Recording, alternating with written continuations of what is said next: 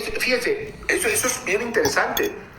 Juan es el único escritor bíblico, el único, es una singularidad, que efectivamente escribió en diferentes géneros literarios. Escribió, como ya bien digo, ¿quién fue quien dijo eso? Yo, Luis, pastor. Como Luis dijo, escribió Evangelio, escribió Epístola y escribió un libro profético. No hay otro caso en toda la Escritura. Él es el único. Muy bien, entonces fíjense lo que sabemos. Que se identifica en la Escritura como el apóstol amado, que fue enviado y comisionado por Jesús, que escribió en diferentes géneros literarios. ¿Qué más habían dicho? Dijeron también otra cosa importante. ¿Qué? Fue el único de los apóstoles que acompañó a Jesús al pie de la cruz con María. Eso es bien importante también. También había dicho que fue el único que murió de viejito. ¿Se acuerdan? Luego también fue el único de los 12 que estuvo presente durante la crucifixión a los pies junto con María. Es correcto, son detalles bien importantes. Ahorita van a ver por qué. ¿Qué más sabemos de él? ¿Algo más? Era hermano de Santiago. Que era hermano de Santiago el mayor. Es correcto también. Muy bien. ¿Algo más que recuerden de él? Esos detallitos que nos da la Biblia. Fue testigo de la resurrección de Jesús. También, claro, por supuesto, fue testigo de la resurrección de Jesús. ¿Qué más sabemos de él? De su vida, para poder analizarla. Su familia, ya sabemos que era hermano de Santiago el mayor. ¿Algo más? ¿Algún otro detallito? Que Juan apelaba por el amor al prójimo. Habló mucho acerca del amor, efectivamente, y es el que identifica, ¿no?, a Dios como amor. Él habla primordialmente del amor. Muy bien. Bueno, pues sí sabemos varias cositas y otras se nos escaparon. Pero vamos a tratar de contextualizar primero. Hablé de contextos, ¿sí? Fíjense, hoy por hoy, el pueblo cristiano tiene una excelente relación, tiene una muy buena relación con los judíos. Bendecimos a la nación de Israel. Es incluso común que en las iglesias esté la bandera de Israel. Si hay algún evento importante, se invita al embajador de Israel a que participe. O sea, tenemos una buena relación con los judíos. Bueno, no siempre fue así. No siempre fue así. Esa buena relación entre cristianos y judíos que tenemos ahora, que bueno, bendito sea el Señor, no siempre fue así. De hecho, es relativamente moderna. Si analizamos la historia, nos vamos a dar cuenta que el carácter monoteísta de la religión judía granjeó a su población la enemistad de muchos pueblos de la antigüedad. Los judíos eran los únicos monoteístas del mundo, del universo. No había otros monoteístas. Hubo un faraón muchos años atrás, ¿sí?, Akenatón, pero bueno, fue una rareza y una singularidad que duró muy poquito tiempo. Fuera de eso, todo el mundo era politeísta, menos los judíos, y los odiaban por eso. Hoy es al revés. Hoy el mundo es monoteísta. Las tres religiones principales del planeta Tierra son monoteístas. El cristianismo, que es la religión más extendida, con mayor número de fieles en el mundo, pues es monoteísta. El Islam, que es la religión con mayor crecimiento hoy por hoy en el planeta, es monoteísta. Y el judaísmo, con la tremenda influencia que tiene, son monoteístas. Pero no siempre fue así. Es otro mundo del que te estoy hablando. El mundo del siglo I. Todos eran politeístas, menos los judíos, desde mucho tiempo atrás. Y por eso los perseguían, los mataban, etcétera, etcétera. La aparición del cristianismo, que también iba a ser la primera rama, ¿sí?, el judio-cristianismo, que luego se separa del judaísmo, también va a creer en un solo Dios, también va a ser monoteísta. Y eso va a significar un punto de inflexión para los hebreos, pero para peor, no para bien. Tú dirás, bueno, somos los únicos monoteístas, ahora apareció otra rama monoteísta, pues nos vamos a llevar bien. No, se llevaron terriblemente mal. De hecho, los judíos persiguieron a los cristianos en los primeros siglos de una forma feroz. Los judíos y los romanos persiguieron a los cristianos y los mataban. De hecho, los judíos van a crear el Tanaj, que es la Biblia hebrea que tenía milenios, pero no la tenían en un solo volumen, no la tenían compilada. La compilaron para no permitir que escritos cristianos se fueran a colar, porque realmente eran escritos judeocristianos. Estamos hablando del siglo I. Es muy importante que entiendan esto. Los que escribieron el Nuevo Testamento eran judíos, y empezó a propagarse, a crecer esas ideas como nunca han crecido otras. O sea, el cristianismo es la revolución intelectual más grande de la historia de la humanidad. No ha habido nada que se le compare. Ninguna idea ha cambiado tanto el mundo como las ideas de Cristo. Entonces, estos escritos empezaron a circular. Los judíos, para que no fueran a cristianizar a más judíos, crean el Tanaj, de hecho. Y por eso tenemos el canon hebreo. Recuerden que hay otro canon, que es el canon alejandrino, pero esa es otra historia. El punto es que los judíos persiguieron a los cristianos históricamente, y los romanos, y así fue durante muchos siglos. Pero un día, ¿qué sucedió? Pues sucedió que el Imperio Romano se convierte al cristianismo, por intereses políticos, por cambios, por lo que tú quieras y mandes. Finalmente un emperador romano, porque esa es la realidad, es una realidad. Un emperador romano un día dijo: ¿sabes qué? Ahora está prohibido ser otra cosa que no sea cristiano, punto. Y todo el Imperio Romano, que era todo el Imperio Romano, tienes que ser cristiano o cuello. Y entonces un montón de politeístas se convirtieron al cristianismo a fuerzas. ¿O qué crees, que todos se convirtieron realmente de corazón? Es como si ahorita viniera un gobernante y dijera: ahora está prohibido ser cristiano. Pues ¿qué vamos a hacer nosotros? Cuello, pues igual nos digan cuello, yo prefiero cuello, pero otros no. Pues ya no, sabes que no vamos a llevar nuestro cristianismo y vamos a ocultarnos y nos reunimos ahí a escondidas, ¿no? Eso sucedió. ¿Y qué pasó con los judíos? Pues que ahora la tortilla se volteó, y ahora fueron los cristianos quienes van a perseguir ferozmente a los judíos. Y eso es historia. Esto es historia. Que no sepa eso es porque no sabe de historia. Pues si no, ¿por qué creen que hay tantos judíos en tantos lados? Fueron expulsados hasta de España por los reyes católicos. Así expulsados, prohibido que vivan aquí. Los que estuvieron expulsen de todos lados. Se volteó la tortilla. Ellos persiguieron, y después el cristianismo los persiguió a ellos. Muy bien. En ese contexto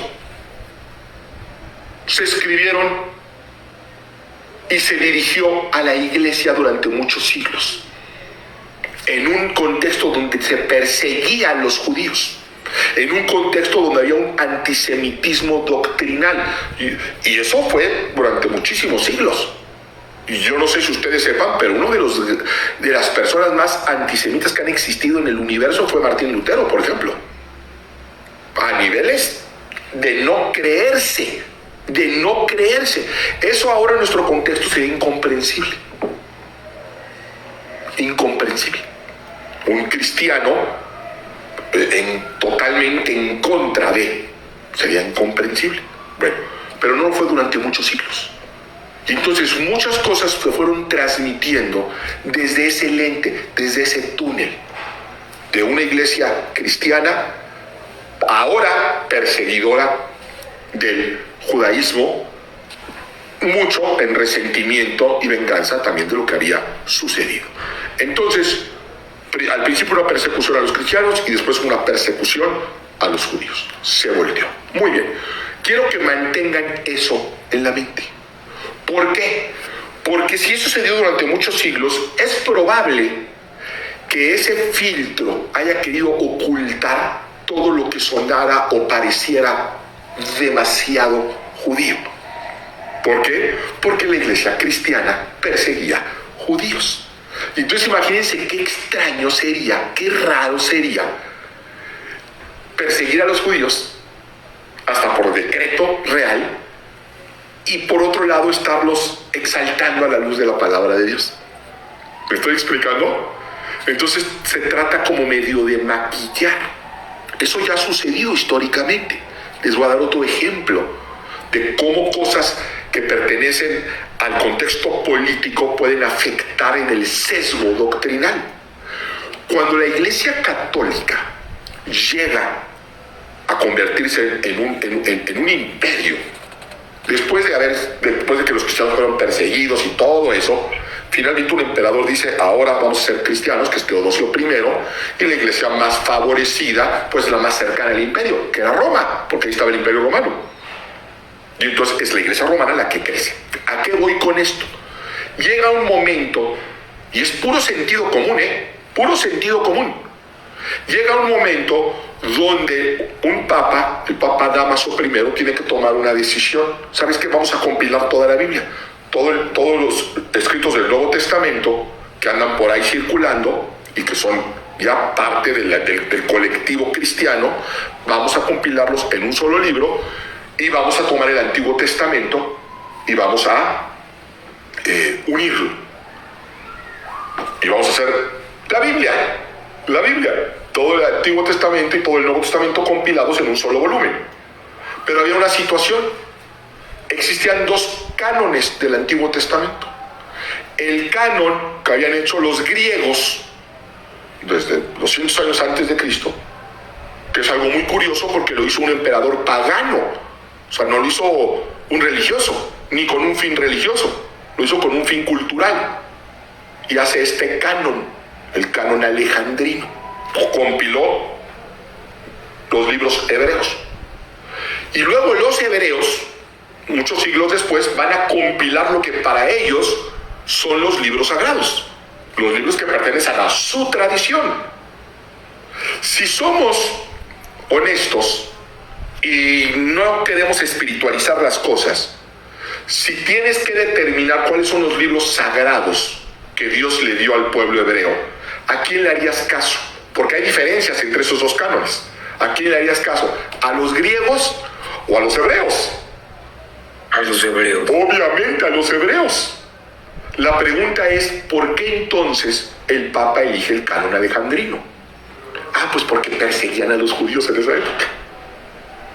Entonces no habría mucha coherencia en decir, los perseguimos, son herejes, hay que exterminarlos, pero agarramos su canon. No tendría mucho sentido. Entonces, algo que para mí espiritualmente no tiene mucho sentido, geopolíticamente sí tiene todo el sentido del mundo. Si analizamos geopolíticamente, pues sí, si estás en el poder, si estás sacando a los judíos, expulsándolos de todos lados, pues lo que tratas de hacer es tratar de borrar lo más que se pueda, que es una misión imposible, todo lo que tenga que ver con los judíos, porque los estamos persiguiendo. Y si hay otro canon, agarrémonos de otro canon. Y es más, ya olvidemos vamos a traducirla al latín, que de hecho pues es la lengua que se habla en Roma. ¿Por qué tenemos que ahora hablando en griego? ¿O por qué tenemos que hablar en hebreo? No, vamos a hacerlo en latín. Entonces todo tiene una razón de ser. Todo tiene una razón de ser. Entonces todo esto es nada más introductorio para que empecemos a abrir nuestros ojos a que ciertos conocimientos que se han ido transmitiendo hacia nosotros fueron pasados por un filtro antisemita durante unos siglos donde la iglesia cristiana era antisemita. Punto, esa es la realidad. Y eso pudo haber sesgado cierto conocimiento. Y yo te voy a demostrar que de hecho así fue. ¿Cómo? Vuelvo a lo mismo, usando en esta ocasión, en esta lección de hoy, al apóstol Juan como ejemplo. ¿Qué más sabemos de él? Le digo que sabemos muchas cosas. Me llama la atención que hayan observado que era que era hermano de Santiago, de Santiago el Mayor, pero no de quién era hijo, porque la Biblia lo menciona en muchas ocasiones. La Biblia habla de que Juan era hijo de Zebedeo. La Biblia lo menciona en más de 10 ocasiones.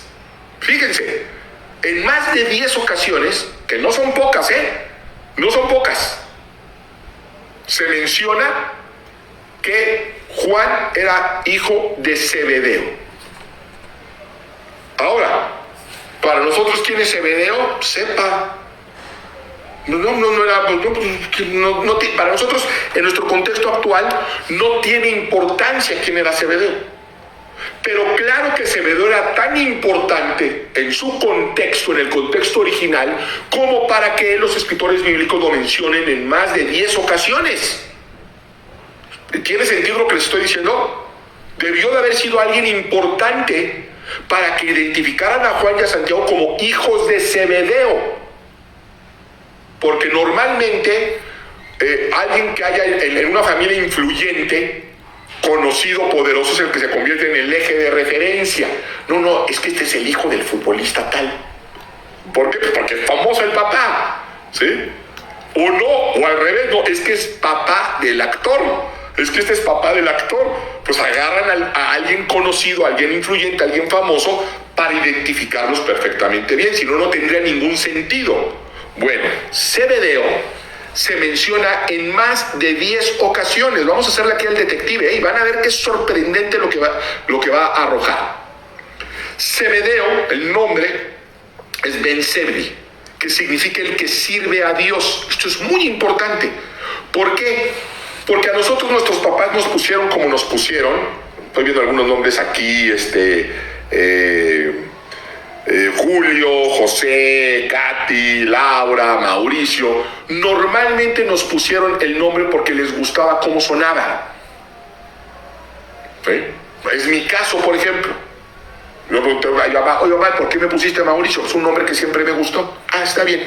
En otros casos les ponen en honor a alguien más, porque así se llama su papá, o así se llamaba mi abuelo, o el tío. Entonces le ponemos como su abuelo, le ponemos como su papá. También eso es muy común.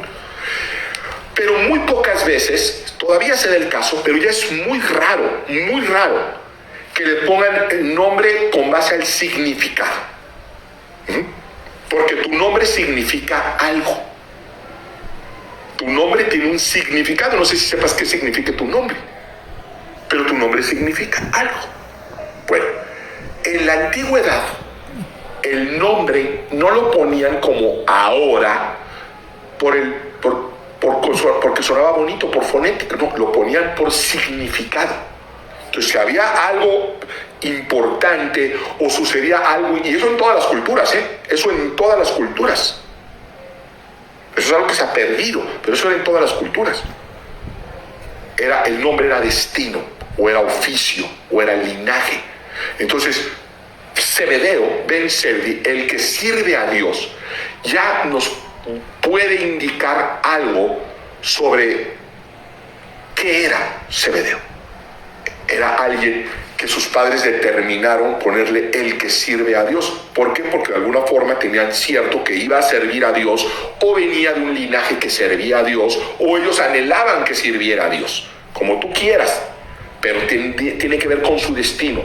Esto es algo tan profundo que bíblicamente Dios incluso le llegó a cambiar el nombre a las personas para que fuera en relación a su significado y a su llamado. O alguien cuando se convertía se cambiaba el nombre. Por ejemplo, Saulo a Pablo. Jesús le cambió el nombre también. A partir de hoy vas a ser Cefas. Dios le va a cambiar el nombre de Abraham por Abraham, que significa padre de multitudes. Le cambia el nombre de Jacob, que es usurpador, a Israel, que es el que pelea con Dios y vence. ¿Se dan cuenta? Entonces, esa belleza pues se ha perdido. Pero aquí Zebedeo era el que servía a Dios. Es decir, cuando te decían tu nombre, no es como ahora que es Mauricio. Pues yo respondo a esa fonética. No, ahí era literalmente el que sirve a Dios. Por eso mucha gente luego se pregunta, oye, ¿por qué a María le dijeron que le pusiera por su nombre Emanuel y le terminó poniendo Jesús, que desobedeció a Dios? No, lo que pasa es que Emanuel significa Dios con nosotros. ¿Se acuerdan que del pasaje viene que se iba a llamar Emanuel? Y también se va a decir que el nombre del Mesías iba a ser Padre Eterno, Dios Fuerte, Príncipe de Paz. Entonces, bueno, por fin, ¿cómo se llamaba? Porque yo no entiendo. En una parte dice que se iba a llamar Padre Eterno, Dios Fuerte, Príncipe de Paz. En otra parte dice que se iba a llamar Emanuel, que significa Dios con nosotros. Le termina poniendo Jesús, que es Salvador. Que no, es que Jesús fue todo eso. Jesús fue todo eso. Padre Eterno, Dios admirable, consejero, Dios con nosotros, Salvador, fue todo eso porque el nombre era significado y destino. Entonces, Zebedeo era el que sirve a Dios. Y cada vez que se refiere la Biblia a el padre de Juan, es el que sirve a Dios. Vamos a leer dos porciones de la Escritura. Quien guste, por favor, asistirme en esto. Mateo 4:21 y Marcos Mateo 1:20. 4:21, Alejandra. Por Alejandra ya tiene, entonces alguien más, nada más que me diga yo, Marcos 1:20, para irnos de corridito. ¿Nadie? Cancelamos entonces la sesión si nadie quiere leer Marcos 1:21. Y nos vemos la próxima semana, que estén más animosos. Gracias, ok. Alejandra, por favor, Mateo 4:21. Un poco más adelante, Jesús vio a otros dos hermanos, Santiago y Juan, hijos de Zebedeo, que estaban con su padre en una barca arreglando las redes. Jesús los llamó. Muy bien. Continúa, continúa. Y enseguida ellos dejaron la barca y a su padre y lo siguieron. Perfecto. Ahí se nos deja saber que estaban Santiago y Juan, hijos de Zebedeo. Es decir, Zebedeo debió haber sido alguien que aquellos a los que iban dirigido el Evangelio lo iban a identificar, lo iban incluso igual o mejor que a Juan y a Santiago. Por eso es que hacen esa anotación, hijo de Zebedeo, y que estaban, bueno, pues con redes, eran pescadores. Ahora vamos a Marcos 1:20, por favor. Sí, pastor. Y luego los llamó y dejando a su padre Zebedeo en la barca con los jornaleros, le siguieron. Perfecto. Aquí nos deja saber algo, todavía se nos aumenta cierta información. Definitivamente eran pescadores. Jesús los llama y lo van a seguir, dejan a su padre, que era Zebedeo, era importante Zebedeo, pero además tenía jornaleros.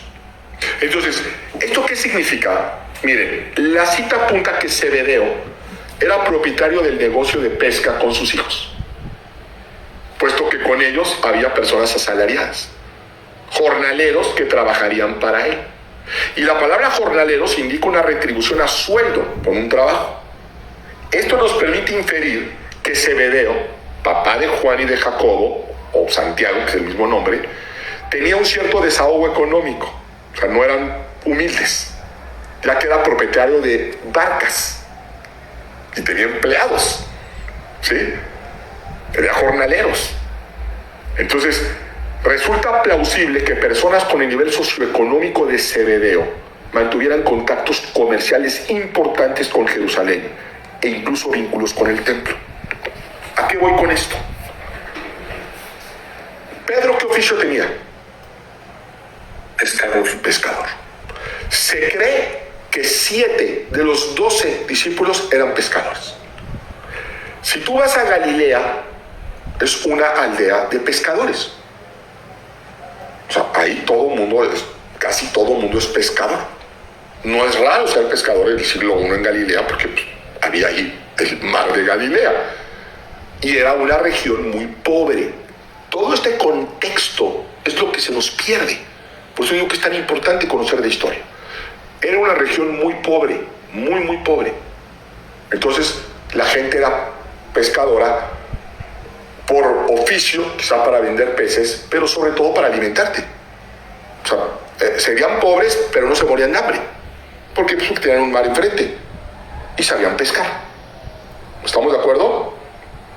Ahora, pensemos esto. ¿Quién va a tener éxito como pescador en un lugar donde todos pueden pescar? Donde todos son pescadores. O sea, es muy difícil. Y es muy difícil volverte rico en un lugar donde hay pobreza, a menos que tengas vínculo con los poderosos. Y en este caso, los únicos poderosos que había, porque no había más, eran la realeza, el Imperio Romano, los políticos influyentes y el Templo de Jerusalén. Toda la riqueza de toda esa región estaba concentrada en 3 puntos. Todos los demás eran pobres. Todos los demás eran pobres. Solamente había riqueza en la realeza, en los jerarcas romanos y en el Templo de Jerusalén. Era el único lugar donde había riqueza. Entonces, si tú no eras político, no eras prefecto romano, no eras gobernador de una provincia, no eras parte de la realeza, no eras descendiente de Herodes o primo de Herodes, o no tuvieras vínculos con el templo, es decir, fueras sacerdote del templo, no tenías manera de sobresalir económicamente. Pues haciendo qué, cómo, no hay forma. Entonces toda la gente que podía tener riqueza era porque negociaban con el Imperio Romano, con la realeza o con el templo. Es muy probable, y es lo que les quiero mostrar hoy, que Juan fuera de linaje sacerdotal. Pero ¿por qué está diciendo esa barbaridad? Ahorita lo vamos a ver. Juan venía de un linaje sacerdotal. Y tú me podrás decir, pero los sacerdotes estaban en el templo. Los sacerdotes, pero la Biblia dice claramente que ellos eran pescadores. Si hubieran sido de linaje sacerdotal, evidentemente, si Juan era de linaje sacerdotal, Santiago también. Y si Juan y Santiago lo fueran, pues obviamente Zebedeo también. Entonces no tiene sentido que estuvieran de pescadores. No, es que en realidad sí tiene todo el sentido. Porque lo que mucha gente ignora es que había una sobrepoblación de sacerdotes. Había una sobrepoblación, es decir, no todo mundo podía ser sacerdote, aunque fueras de linaje sacerdotal. ¿Por qué? Pues porque había muy pocas plazas. Había muy pocas plazas. Si nosotros recordamos, ya en los tiempos del padre de Juan el Bautista, se dice que cuando el ángel de Dios le habla, él estaba oficiando en el templo. Y estaba oficiando en el templo, y lo dice la Escritura, porque le había tocado por suertes oficiar, de acuerdo a su orden, que él era de la orden de Abdías. Eso a nosotros se nos pasa, no le damos importancia. La realidad lo que sucede es que eran tantos sacerdotes que estaban divididos por órdenes y se sorteaban para ver cuándo les tocaba. Porque había tantos sacerdotes y tan poco tiempo que trataban con los sorteos, trataban de que un sacerdote lograra oficiar al menos una vez en la vida. En su vida llegara a oficiar, exceptuando por supuesto el sumo sacerdote, que él estaba ahí de fijo. Pero todos los demás se echaban suertes para dar la oportunidad a que al menos una vez en la vida te tocara. Había gente que se moría y nunca ofició, porque murió relativamente joven o porque nunca salió en suertes. Una vez que salías ya no repetías. Y eso casi no se sabe. Entonces tú te imaginas que todo el que era de descendencia sacerdotal iba a tener un puesto en algún lugar. No era así, no fue así. Había muchísimos. Y los diezmos, los sacerdotes vivían de los diezmos. No eran entonces suficientes. Entonces, ¿qué hacían? Tenían que buscarse un trabajo. Ya desde los tiempos del Antiguo Testamento se ve levitas en necesidad de trabajar, a pesar de que Dios había puesto un orden. Ya lo vemos, levitas que tuvieron que volverse campesinos para poder mantenerse, pues porque simple y llanamente no daba. Entonces, ¿qué es lo que hacían? Pues se buscaban un oficio, pero los ayudaba el templo, los ayudaba. Y entonces, si tú comerciabas con algo, el templo lo compraba. Y era la manera de ayudar a que los sacerdotes tuvieran para comer y estuvieran ahí. Entonces es muy probable que Zebedeo fuera un sacerdote que se tuvo que emplear como pescador y que tenía éxito comercial pescando en un lugar de pescadores. Pues qué raro, pues porque le compraban todo el pescado. ¿Y quién podía tener el dinero para comprar todo ese pescado? ¿Quién podía tener el dinero para comprar cientos de kilos o toneladas de pescado? Pues no iba a ser el de la tiendita de la esquina, pues ellos podían salir y pescar. Obviamente era el templo o el Imperio Romano, no hay más. y entre ellos son los que comerciaban. El Imperio Romano trataba con la realeza y con el templo, no con nadie más. Entonces, entre ellos hacían sus negocios. De ahí se empieza a desprender la posibilidad de que Zebedeo viniera de una casta sacerdotal. Pero finalmente es una hipótesis. Vamos a ver qué más podemos encontrar. ¿Hay algo que apuntala esta hipótesis? ¿O es como nos han venido diciendo, que Juan era un humilde pescador, ignorante, y pues que Jesús lo llamó para ser su discípulo, como nos han hecho creer? Que todos los discípulos eran ignorantes y eran pescadores humildes. No es el caso de Juan. Por lo pronto, humilde no era. Quizá él decidió vivir de una manera humilde, pero humilde no era, porque su papá era conocido y tenía barcas. Así que tenía recursos económicos, y eso lo vemos en la Escritura. Pero no es lo único que vemos. Hay otra cosa más que sabemos, y lo dijeron. Fue el único que murió de viejito. Y murió de viejito porque no murió martirizado. Por eso es que murió de viejito. Porque todos los demás los mataron. Ahora, Juan muere de viejito, ¿en dónde? ¿Alguien sabe dónde? Dígamelo. ¿O no saben? ¿No? Fue enviado a un lugar que de hecho es en ese lugar donde él va a recibir la visión del Apocalipsis. ¿Alguien sabe dónde fue? En Patmos. En Patmos, exactamente, en Patmos. Entonces, vamos por partes. Oye, que Juan fue el único que murió de viejito. Oye, ¿y por qué murió de viejito si a todos sus demás compañeros los pasaron a filo de espada o los quemaron? ¿Por qué él a honras de qué muere de viejito? ¿Qué suerte tuvo? Podríamos pensar que fue la suerte. Pero luego descubrimos algo interesante, que él fue desterrado a la isla de Patmos. Y aquí la cosa se pone bastante interesante, porque ¿qué es la isla de Patmos? Bueno, es una isla en el mar Egeo, cerca de la costa de Asia Menor, 17 kilómetros de largo por 10 kilómetros, en su sección más ancha.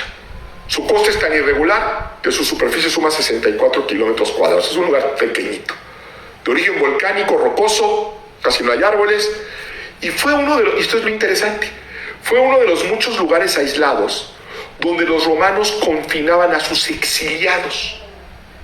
Y la historia indica que fue el emperador Domiciano quien hizo enviar al apóstol Juan desde Éfeso a este lugar en el año 95.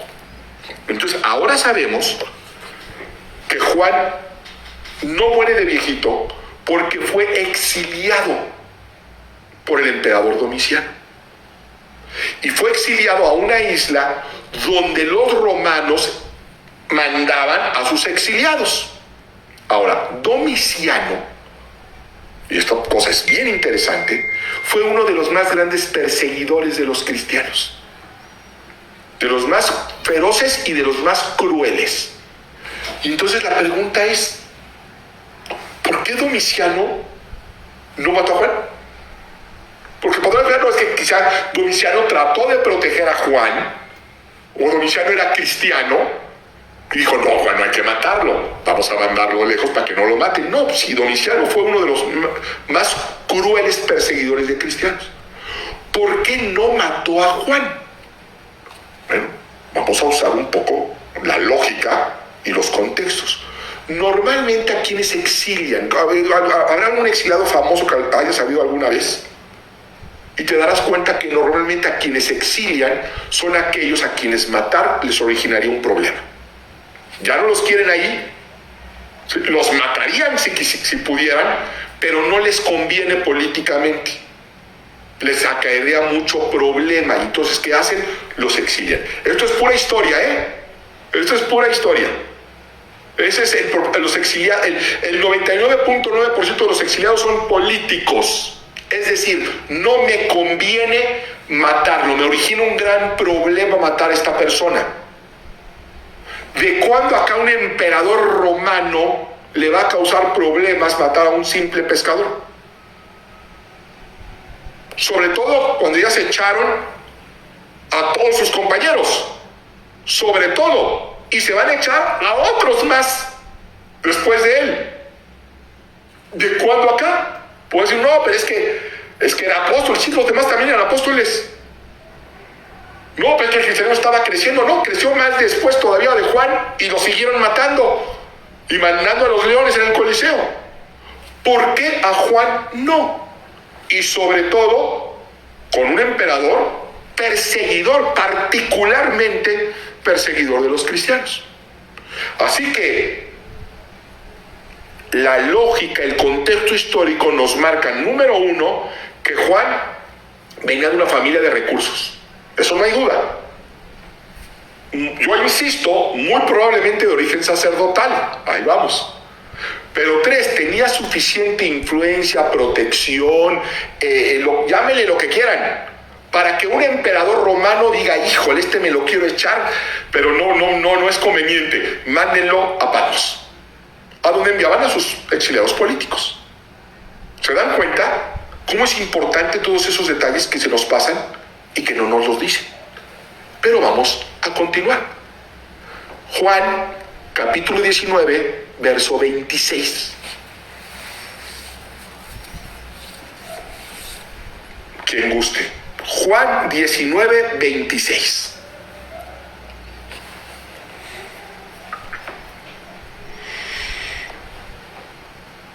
Yo lo tengo. Adelante. Cuando vio Jesús a su madre y al discípulo, quien él amaba que estaba presente, dijo a su madre, mujer, he aquí tu hijo. ¿Es ahí sí o no? Continúa. Después dijo al discípulo, he ahí tu madre. Y desde aquella hora el discípulo la recibió en su casa. Después de esto, sabiendo Jesús que ya todo estaba consumado, dijo para que la escritura se cumpliese, tengo sed. Estaba allí una vasija llena de vinagre. Ya, hasta ahí. Ya vimos la parte importante que agregar. Gracias. Sabemos, porque además alguien lo dijo, ¿qué sabemos de Juan? Que fue el único que estuvo presente a los pies de la cruz junto con María. Fue el único. Ahora, ¿por qué los demás no estaban? Nomás hay que usar la lógica, ¿Por qué los demás no estaban? Los demás no amaban a Jesús. Los demás no se enteraron que lo estaban crucificando. ¿Por qué los demás no estaban? Porque además la Biblia nos dice qué hicieron. Se estaban escondiendo. ¿Y por qué se estaban escondiendo? Porque tenían miedo. ¿Sí o no? Sí. Muy bien. ¿Y Juan? ¿Qué hacía Juan ahí? Luego no nos preguntamos eso. ¿Por qué Juan estaba ahí a plena luz del día? Pareciera ser que él tuviera un fuero especial. Sí, seguramente era valiente, Pedro también era valiente. De hecho, va a aparecer, va a andar siguiendo a Jesús la noche anterior. Pero parece ser que Juan, pues, estuviera sin tanto temor como los demás, que fueron y se escondieron. Pero Juan estuvo a plena luz del día, todo el mundo le vio, y no solamente todo el mundo lo vio, sino que además Jesús le encarga a su mamá. Dice, Juan, te encargo a mi mamá, delante de todo el mundo, delante de los perseguidores, de los soldados romanos. Y Juan no mames, a mí, yo estoy aquí, pero no, que no me vayan a identificar. Estaba a plena luz. Y aparentemente pues no tenía mucho temor, estaba muy triste, muy angustiado por lo que estaba pasando, pero pues no tenía mucho problema con su vida. Pero lo más increíble, tampoco nadie atentó en contra de él. Nadie lo apresó. Recuerden que unas horas antes, Pedro lo iba siguiendo y dijo, yo te conozco, oigan, este viene con él, no, yo no lo conozco, ¿se acuerdan? Eso no pasó con Juan.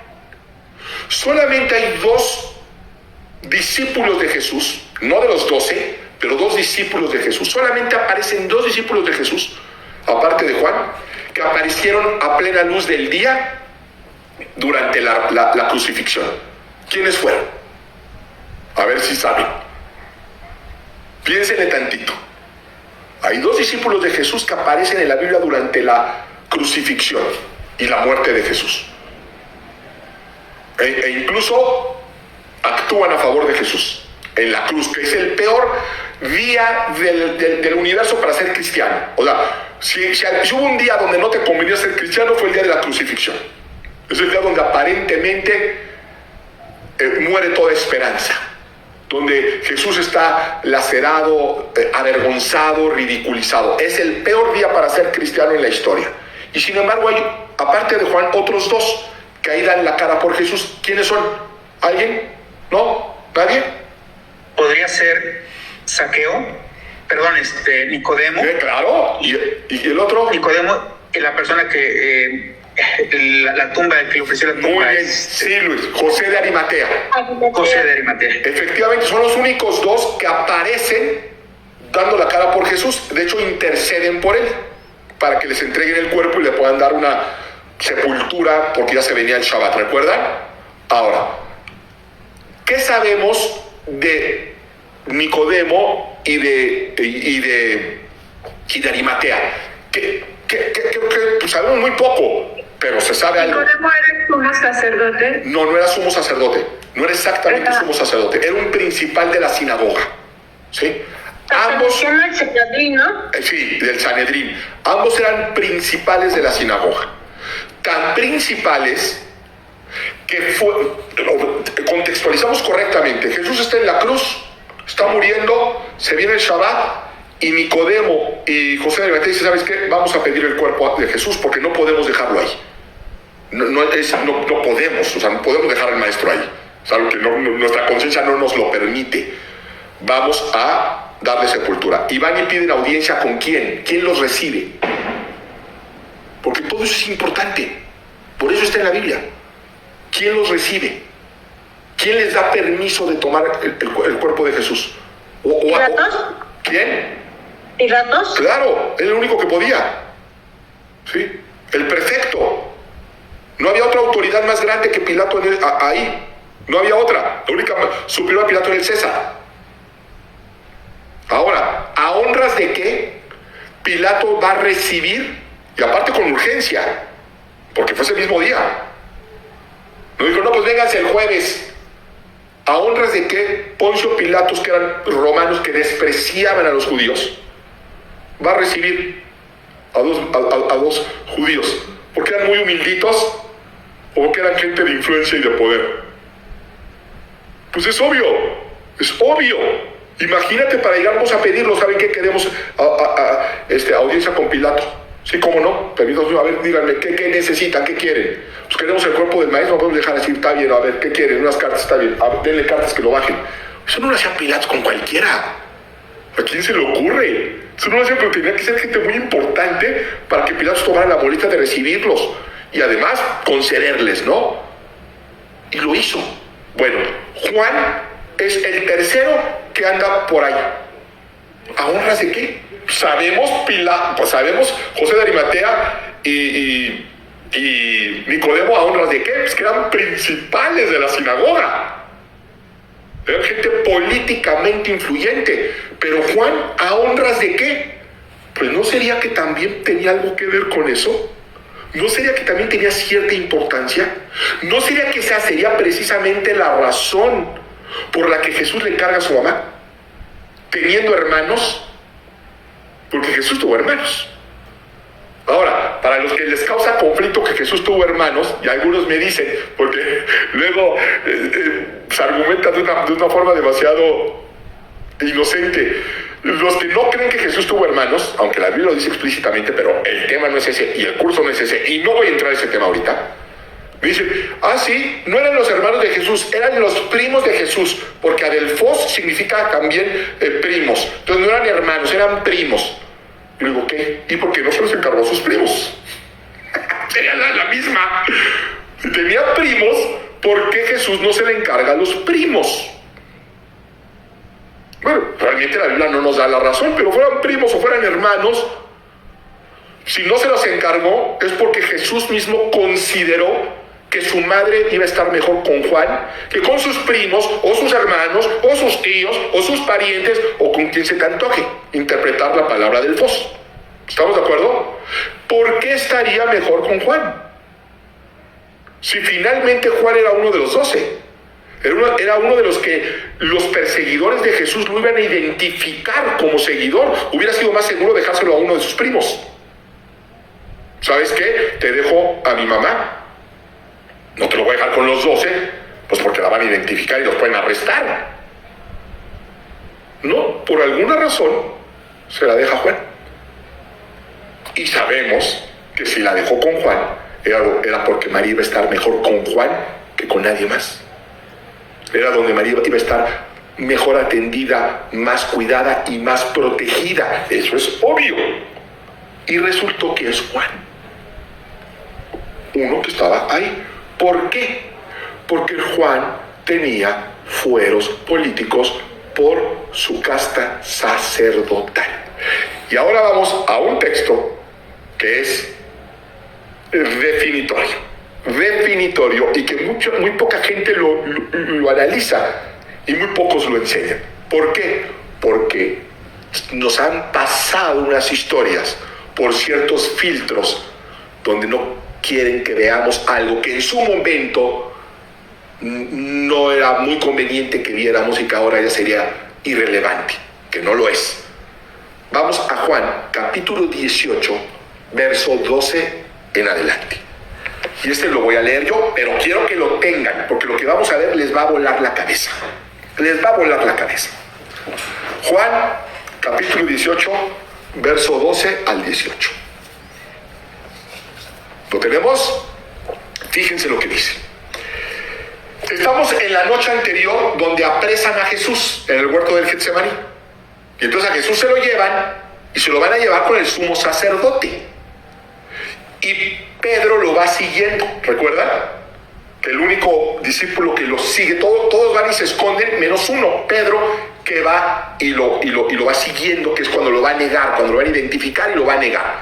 Bueno, esa historia de que Pedro fue el único que lo siguió es una mentira. No fue el único que lo siguió.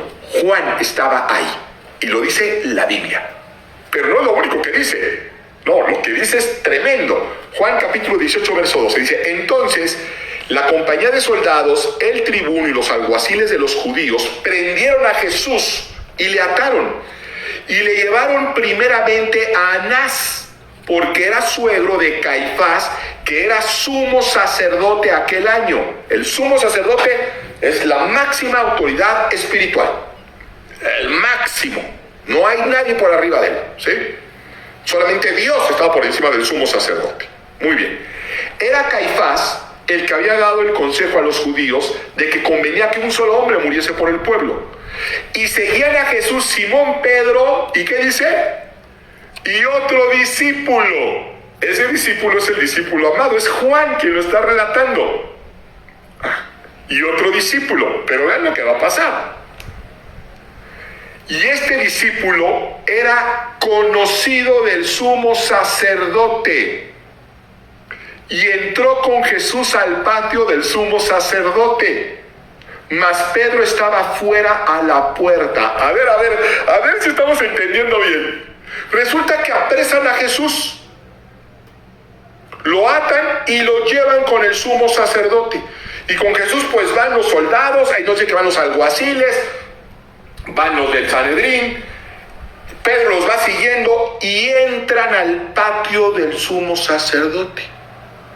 Y dice que el discípulo que iba con Pedro y con Jesús era conocido del sumo sacerdote. Se conocían. Juan y el sumo sacerdote se conocían. ¿De dónde se van a conocer? ¿De dónde se van a conocer? Si los sumos sacerdotes estaban todo el tiempo en sus labores sacerdotales. ¿De dónde iba a conocer un sumo sacerdote a un humilde pescador? Pero podrás pensar, pues un día salieron cuando eran chiquitos, se conocieron y jugaron canicas, eran amigos. Bueno, puede ser. Pero lo impresionante no es que se conocieran, sino que fíjense lo que dice, ¿sí? Mas Pedro, en el verso 16, mas Pedro estaba fuera a la puerta. Salió pues el discípulo que era conocido del sumo sacerdote y habló a la portera e hizo entrar a Pedro. A ver. Va Jesús con la guardia, entran al patio del sumo sacerdote, ya a la habitación, a la casa del sumo sacerdote. y Juan entra con ellos. Ahora sí que como Juan por su casa.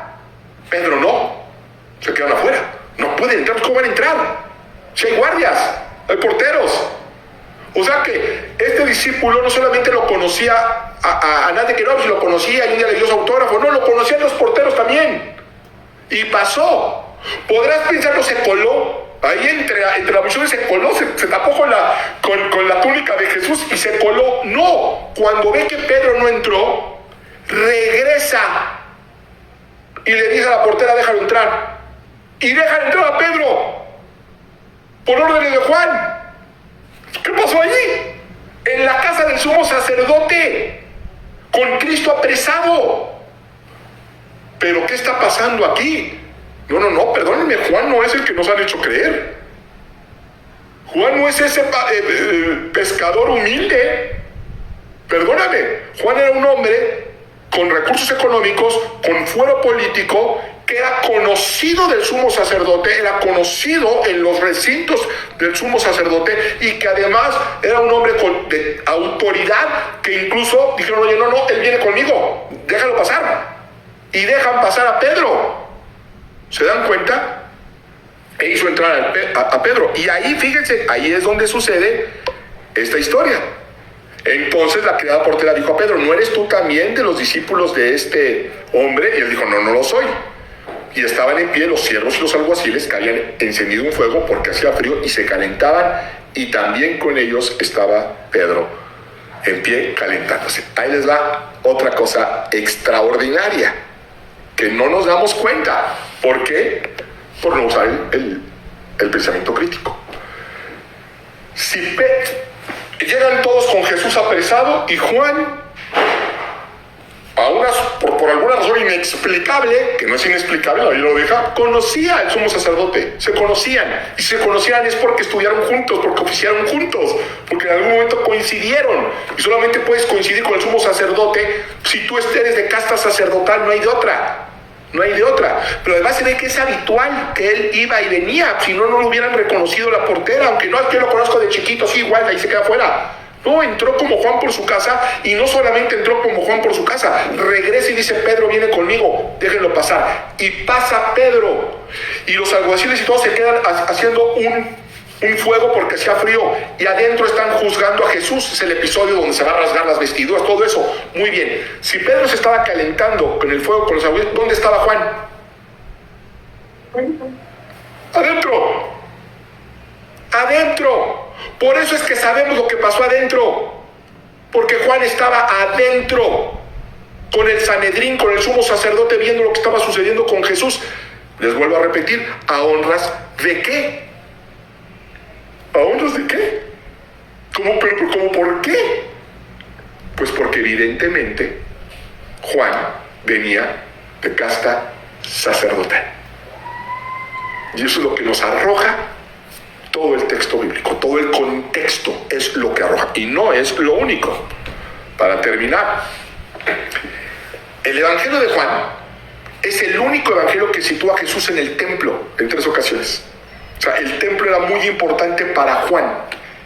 Es el que más identifica a Jesús con el templo. De todos los evangelios, es el evangelio más simbólico y litúrgico de todos.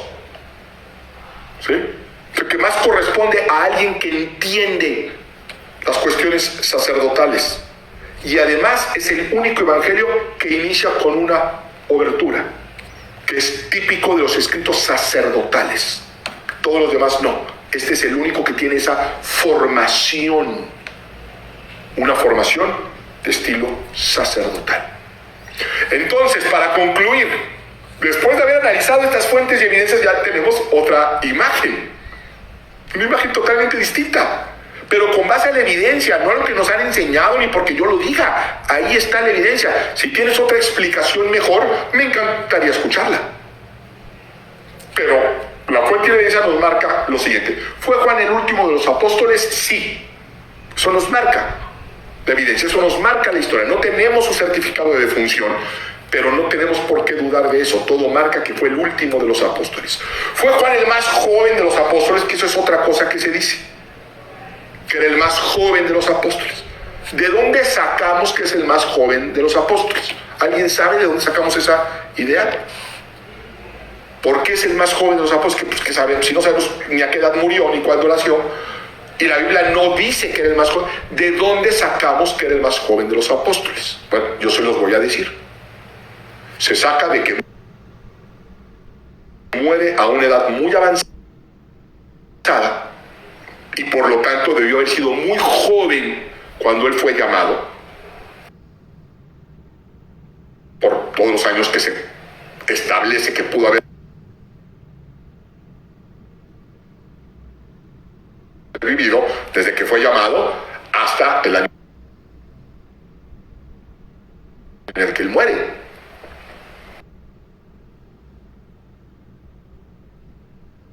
A posterior al año 90 después de Cristo.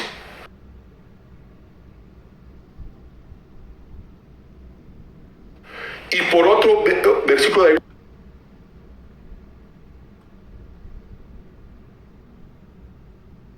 dice que salió corriendo Pedro y Juan corrió más rápido y llegó primero a la tumba. En eso descansa la hipótesis de que era el más joven. Entonces, podemos enseñar como doctrina, así casi jurar por Dios, que Juan era el más joven de los apóstoles. No, porque no lo dice, pero es probable, es muy probable. Entonces, fíjense cómo pasamos de lo cierto que su padre fuera tan identificado, que él fuera exiliado, todo marca sin lugar a dudas que Juan era un hombre influyente. ¿Era sacerdote? Muy probablemente sí. Muy probablemente sí. Entonces, pues esta fue la mentira de los apóstoles que hoy desentrañamos. Aquí nos detenemos y pasamos a un tiempo breve de preguntas y respuestas. Por favor, preguntas y respuestas en relación a la lección. De la lección. Y una vez que te doy la palabra, ya no voy a regresar contigo para dar la oportunidad a desahogar todas las preguntas que pudiera haber. Si hay gente que está en otros países con horarios hostiles, que ya son ahí las 2 de la mañana, 3 de la mañana, abren el micrófono para darles a ustedes primero la palabra y si desean se pueden retirar una vez que desahoguemos sus dudas. Si nadie abre el micrófono, pues vamos, como los voy viendo, puede ser que no te vea, me puede interrumpir. Luis, adelante, por favor. Gracias, pastor. Es la primera vez que me queda claro una parte que ocupan mucho los católicos.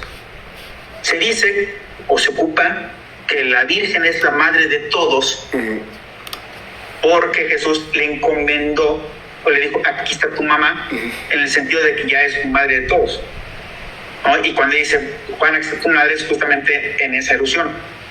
Ahorita, y francamente no me había quedado claro cuál era el contexto. Y ahorita que se le encarga con quien más posibilidades tiene de estar bien, pues devela todas las dudas, ¿no? Sí, la verdad es que esa idea de que Jesús le está diciendo que es madre de todos, pues es una idea nada más. No veo por qué tenga que ser así. Si nosotros contextualizamos correctamente, lo que está haciendo Jesús no está dando una enseñanza para todos, no, se le está encargando a Juan, ¿sí? Es un encargo donde ya si de ahí quieren luego desprender que es madre de todos y que, bueno, pues, o que estaba, no sé, pero ya son ideas que... Y esa especulación, perdón. Son ideas. Y esa especulación yo se la comparto porque, pues, digamos que mi formación como católico, yo recuerdo perfectamente que así fue, ese era como el sustento que se ocupaba, solo sí. Sin embargo, si analizamos el texto, te digo, de repente nos arrojan otras historias. Una es, por ejemplo, que el nombre Zebedeo aparece más que el nombre de María en la Biblia, por ejemplo. Entonces, si queremos luego usar cosas, podemos hacer teología de cualquier cosa, pero se menciona más a Zebedeo. Es más, aparecen más veces Dios hablando en la Biblia con José que con María. Y eso lo pueden checar. Entonces, yo de ahí puedo echar toda una doctrina josefa. Porque con María solamente se ve que habla una vez, la parte de la anunciación. Con José habla en muchas ocasiones. Entonces, son ideas que surgen. Pero si contextualizamos correctamente, creo que esto hace sentido a nivel de lo que está sucediendo y de la enseñanza correcta. Muy bien, ok. ¿Alguien más? La vez pasada casi no hubo dudas, creo que hoy tampoco, y yo me quiero imaginar que es buena señal, que no haya dudas. Pues no hay. Para cerrar ya entonces, cerramos la transmisión. Si alguien está levantando la mano y no lo veo, porque somos muchos, abre el micrófono. ¿Puedo preguntar algo? Sí, nomás dime quién eres para ubicarte, tu nombre. ¿Alejandro? Sí. Adelante, Alejandro. Hay un eco, si le pueden apagar los micrófonos los que no estén hablando, y Alejandro, ahora sí te escucho. Bueno, es que yo tenía una duda porque ¿cuál fue la diferencia? Porque usted dijo que había como dos interpretaciones de la Biblia, como ¿cuáles son sus diferencias, según por lo que yo entendí? Dos cánones, creo que te estás refiriendo, el canon alejandrino y el Tanaj hebreo. Sí. La diferencia fundamental es que el canon alejandrino fue hecho por Ptolomeo II Filadelfo con un fin cultural, era un emperador pagano, o sea, no usó ningún filtro ni ningún discernimiento espiritual, fue por un anhelo cultural de enriquecer la biblioteca de Alejandría y mandó a traer todos los escritos que estaban circulando para los hebreos en ese entonces, y entre esos se colaron o se llevaron unos libros que ahora son los famosos libros apócrifos, que los judíos no reconocen ni tampoco la iglesia protestante, porque nunca fueron parte de la tradición oral. Solamente los católicos y ciertas ramas ortodoxas reconocen esos libros como canónicos, y ni siquiera canónicos, de hecho deuterocanónicos. Esa es la diferencia. Si quieres comprender eso a fondo, te recomiendo que tomes el curso de cómo se formó la Biblia. Ahí lo vemos de pe a pa. Gracias, yo recuerdo que lo iba a tomar, pero por algún motivo me fallaba. Normalmente ya se llenó el curso, pero ahora que lo vuelvo a abrir, mantente al pendiente y entra, y ahí lo vemos eso a todo detalle. Es que no me falla otra vez. Si es que no te falla otra vez. Ok, sale Alejandro, gusto en saludarte. ¿Alguien más? Realmente, pastor. Bye. ¿No? Bueno, entonces quedó claro, ¿verdad? Nos vamos con cosas para Leonardo, ¿querías comentar algo? Adelante, Leonardo, te escuchamos.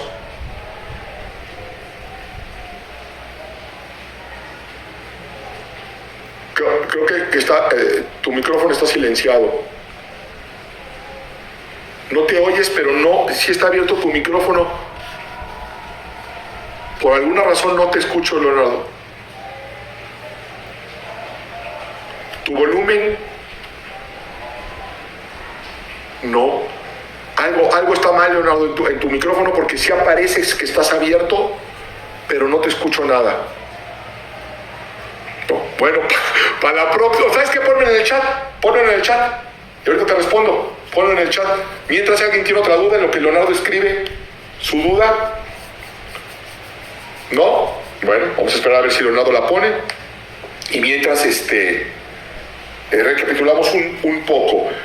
Nos vamos con mucho que pensar, pero el fin de esto no solamente es aprender acerca de que, mira, Juan no fue un humilde pescador, sino que realmente era un hombre muy influyente y muy posiblemente de casta sacerdotal, sino aprender a usar el pensamiento crítico, porque como esto hay 1000 en la Biblia. Este tipo de casos, de cosas que nosotros hemos hecho, hemos aceptado así nada más, porque así no lo enseñaron en la escuelita. Hay muchísimos. Entonces, mi interés y mi fin es que a partir de ahora pasen por el filtro del pensamiento crítico. ¿De dónde saco esta idea? ¿Quién lo dijo originalmente? Si es que alguien realmente lo dijo. ¿Y cuándo lo dijo? ¿Y en qué contexto lo dijo? Y así es como se descubren estas cosas maravillosas, que ahora lo vemos también diferente. Ya cuando leas el Evangelio de Juan, ya no lo vas a ver igual. Es diferente. Y conforme avancemos en este curso y veamos todas estas mentiras que nos han contado de los apóstoles, vas a ver que nos arroja enseñanzas mucho más ricas y más nutritivas para nosotros. Bueno, a ver si está la... No.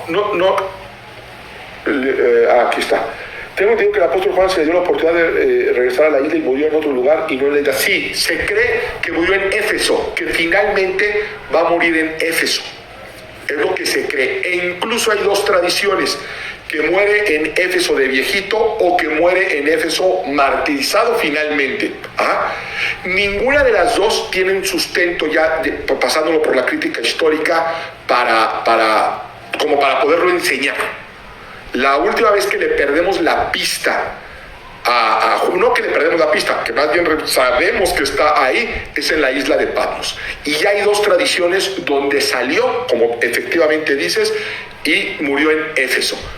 Pero ya eso es posible. No es imposible que haya sucedido, pero tampoco lo podemos afirmar.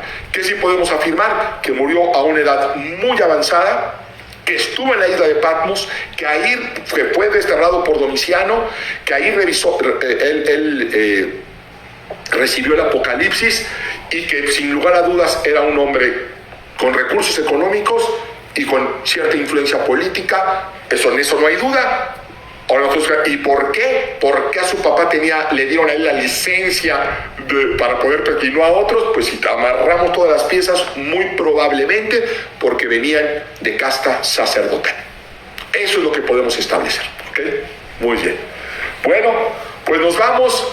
Muchas gracias por su atención, por su puntualidad. Nos vemos ahora sí, si Dios lo permite, el próximo miércoles para ver otra mentira de los apóstoles. No que los apóstoles hayan mentido, no. Nos han mentido acerca de ellos, ¿de acuerdo? Gracias y que Dios los bendiga. Ministerios Vea con el pastor Mauricio Sánchez Escol. Esperamos que este mensaje sea de bendición para tu vida. Para conocer más, visite nuestro sitio en internet www.iglesiavea.com. Gracias por escucharnos. Déjenme cerrar la transmisión.